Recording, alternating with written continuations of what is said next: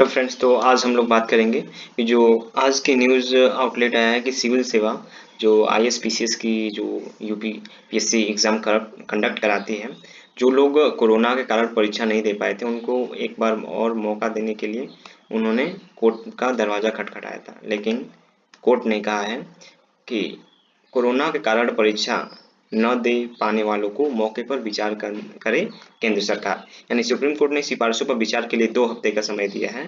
Supreme court ने direct जो running government है उसको कहा है कि आप 2 हफ्ते विचार विमर्श करिए कि जो भी स्टूडेंट है कोरोना के कारण परीक्षा नहीं दे पाए हैं उनके एक बार और मौका दिया जाना चाहिए।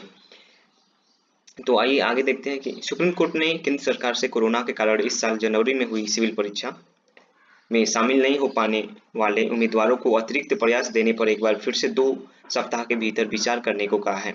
इससे पहले केंद्र सरकार ने बताया कि अतिरिक्त प्रयास देना संभव नहीं है। देखिए, इससे पहले भी एक बार याचिका हुई थी सुप्रीम कोर्ट में, तो केंद्र सरकार ने बताया कि अतिरिक्त प्रयास देना संभव नहीं है।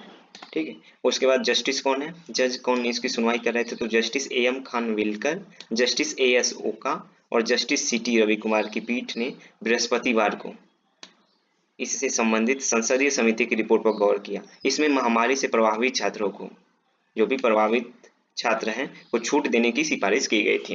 पीठ ने अपने आदेश में कहा, याचिकाकर्ताओं का तर्क है कि उन्होंने प्रारंभिक परीक्षा पास कर ली थी पर संक्रमित होने के कारण मेंस परीक्षा में शामिल नहीं हो सके थे। याचिका की गई थी कोर्ट में और इसमें कहा गया था कि जो भी यूपीएससी के आईएसपीसीएस कि जो भी स्टूडेंट प्रीलिम्स में पास हो गए हैं लेकिन वो मेंस नहीं दे पाए थे कोरोना से संक्रमित होने के कारण, उनको एक बार और मौका दी जानी चाहिए। इसके लिए पिटीशन याचिका दायर की गई है कोर्ट में। परीक्षा में शामिल नहीं हो सके, इसके लिए चिकित्सा प्रमाण पत्र भी दिए गए थे। देखिए, उन्होंने कोर्ट में सुनवाई के दौरान सब कुछ जो भी डॉक्यूमेंट थे सब कुछ लीगल डॉक्यूमेंट पेश किया। देखिए, हम कोरोना से संक्रमित थे, इस कारण मेंस परीक्षा में नहीं बैठ सके, इसलिए हमको एक मौका दिया जाना चाहिए। तो अभी देखते हैं क्या करती है गवर्नमेंट। को 2 हफ्ते का विचार करने का समय दिया गया है। हाई कोर्ट माननीय सुप्रीम कोर्ट ने दिया है। तो देखते हैं क्या करता है ये आपका मोदी गवर्नमेंट। अगर एक बार छात्रों को मौका देता है तो बहुत अच्छी बात है, नहीं तो अब आगे का जो भी न्यूज़ आएगा वो आपको फिर इसी चैनल पे बताया जाएगा। धन्यवाद। तो आइए देखते हैं जो केंद्र सरकार का क्या जवाब आया है। केंद्र सरकार ने ये कहा है कि जो भी सिविल सेवा परीक्षा में उम्मीदवारों को दूसरा मौका देना संभव नहीं है। ये केंद्र सरकार ने कहा है।